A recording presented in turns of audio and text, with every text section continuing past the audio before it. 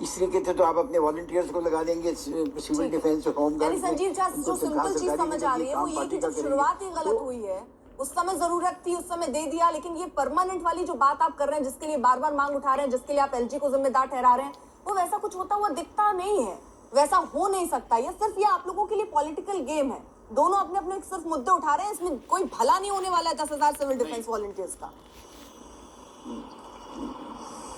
नहीं, बिल्कुल नहीं, बिल्कुल नहीं। मुझे लगता है देखिए सिविल डिफेंस वॉलंटियर्स की तो नौकरी मिलेगी, ये चाहे कितनी भी कोशिश क्यों ना कर ले। लेकिन एक बात आप समझिए, कोशिश कर ली, सिविल डिफेंस वॉलंटियर्स ने जो दिल्ली में काम किए, दिल्ली में जो काम किए, नहीं कैसे? वो काम आपके सामने है। मुझे ये बताइए संजीव झा, अगर हर चीज में अगर आप ये कहते रहेंगे कि एलजी साहब नहीं करने दे रहे, केंद्र नहीं करने दे रही, तो आप क्या कर सकते हैं? फिर आप क्या करेंगे?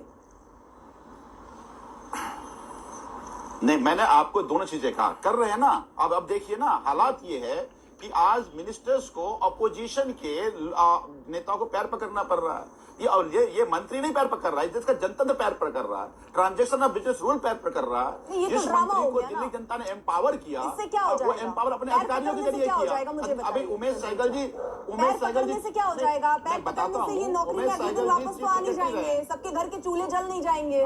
पैर पकड़ने से क्या होगा? ये तो ड्रामा से हट जाइए, मुझे बताइए और क्या हो रहा है धरातल पे, और क्या हो सकता है? इसलिए धरातल पर हमने कैबिनेट नोट भेज दिया है। अभी उमेश सहगल जी ने कहा कि मिनिस्टर ओवर रूल कर सकता है। आप बताइए कि सीएम ओवर रूल किया, मिनिस्टर ओवर रूल किया, और उसको अगर सेक्रेटरी नहीं मान रहा है तो फिर क्या किया जाना चाहिए? आप बताइए। तो मतलब आप कुछ नहीं कर सकते हो गया ना देश में, फिर इसके मतलब है ट्रांजिशन बिजनेस रूल खत्म हो गया ना। तो नहीं, हम देखिए हमने बहुत सारे काम कराए। कह सकते हैं कि एलजी साहब नहीं करने दे रहे, केंद्र सरकार नहीं करने दे रही, इसलिए नहीं हो रहा। फिर मुझे ये बताइए पूर्ण राज्य कैसे बना पाएंगे केजरीवाल? जब आप ऐसे फिर ऐलान क्यों कर देते हैं? आप तो यहाँ ये नहीं संभाल पा रहे हैं, तो पूर्ण राज्य की बात कैसे कर देते हैं अरविंद केजरीवाल?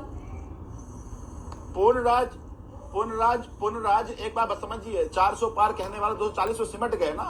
अगली बार इस हैसियत में नहीं रहेंगे, तो ये लड़ाई बड़ी लड़ाई है। इस लड़ाई को हम पार्लियामेंट के साथ कैसे बना लीजिएगा? बनाने के लिए कहेंगे, और दिल्ली के जनता के अधिकार को अगर कर्टेल करने की कोशिश की जाएगी, उसके वोटिंग पावर को खत्म करने की साजिश करेंगे, तो नहीं होने देंगे ना हम। मतलब ये बातें हो रही है ना, पूर्ण राज्य का दर्जा, नौकरी के लिए, मतलब आप कर नहीं सकते, सिर्फ बोलने के लिए बोला जा रहा है ना सर?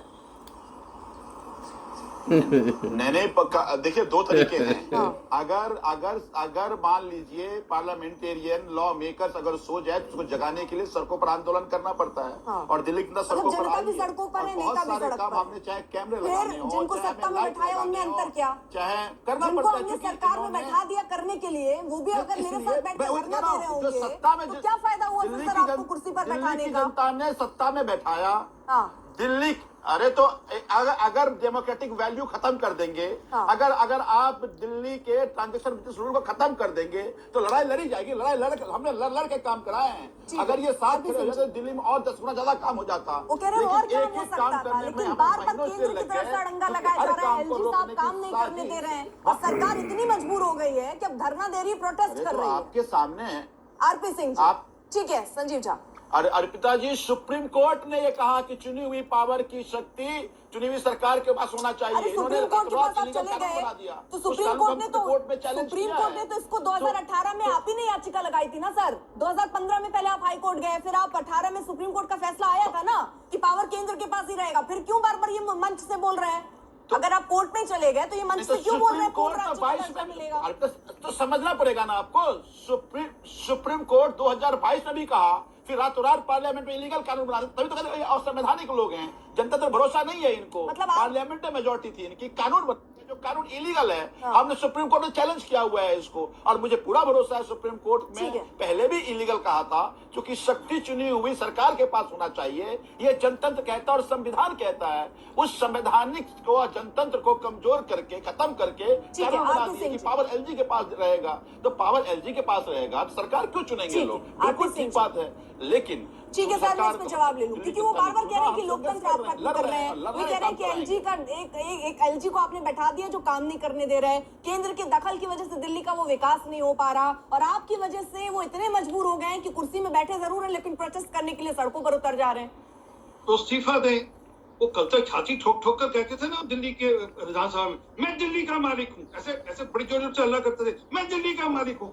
अरे आपको दिल्ली ने मुख्यमंत्री क्यों ना, शीश महल का मालिक नहीं बनाया था, आपको राजा नहीं बनाया था दिल्ली का, आपको दिल्ली का सेवक चुना था। अरे संजीव बाबू रोक जाओ एक मिनट।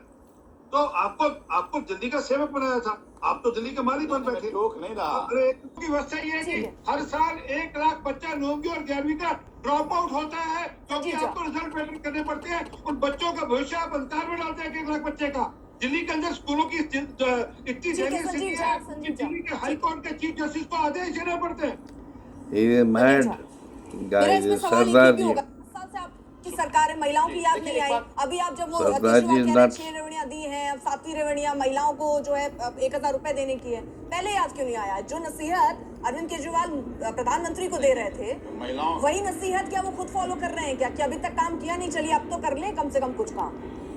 नहीं, चूंकि अरविंद केजरीवाल जी को अपनी बहनों की चिंता थी, इसलिए तो मार्शल लगाए थे कि बसों में संजीव बाबू, सुरक्षित तौर पर वाईफाई जा फ्री हो गया क्या दिल्ली भाई के अरविंद अंदर? केजरीवाल जी को अपने बहनों संजीव बाबू, की वाईफाई फ्री चिंता हो गया क्या? थी, इसीलिए जी। तो आज चाहे दिल्ली में आप बताइए एक भी अपने स्टेट बता दे जहाँ की एक साल में 1700 बच्चे सरकारी स्कूल डॉक्टर इंजीनियरिंग का एग्जाम पास हुए। यहाँ लड़ाई जो हो जाती है विकास वर्सेस विकास, यानी मेरा विकास से बढ़ के तुम्हारा विकास यहाँ। लेकिन सवाल यही है दिल्ली के अर्थ परिदृश्य में अगर देखें कि आखिरकार कौन कितना जिम्मेदार, क्यों नहीं जनता पिस रही है इस राजनीति में, क्यों आखिरकार पिस रही है? बड़ा सवाल है, क्योंकि बार बार लगातार दोनों ही पार्टियां एक दूसरे पर आरोप लगाती है कि वो काम करने नहीं दे रहे और वो काम कर नहीं पा रहे। लेकिन जनता को सोचना होगा कि आखिरकार किससे अब आगे वो चुनती है और किस मुद्दों पर। वक्त एक छोटे से ब्रेक है, आप देखिए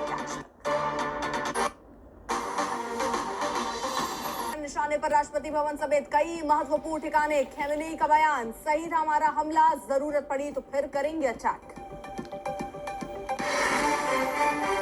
हिंदू एकजुटता पर महाराष्ट्र में मोदी मंत्र के बाद राजस्थान में मोहन भागवत का संदेश। संघ प्रमुख बोले, हिंदू एकजुट होंगे अभी तभी सुरक्षित रहेंगे, जाति भाषा प्रांत के नाम पर ना बटे। 80% is the population of Hindus. इस propaganda सुरक्षित नहीं है। सौरभ पर FIR।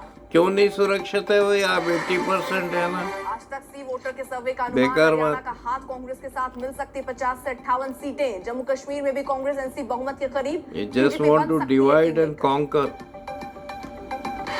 These Prayagraj Mahakumbh goddamn का CM BJP Modi people, Hanuman ji के दर्शन और पूजन they'll के be बाद out साधुओं in a से year. मुलाकात, कहा नकारात्मक बयान देने से बचे संत। You may not like it, Arpita, what I'm saying, but I have to say what I feel, and you can feel what you want. It's a free country, isn't it? India and Canada both.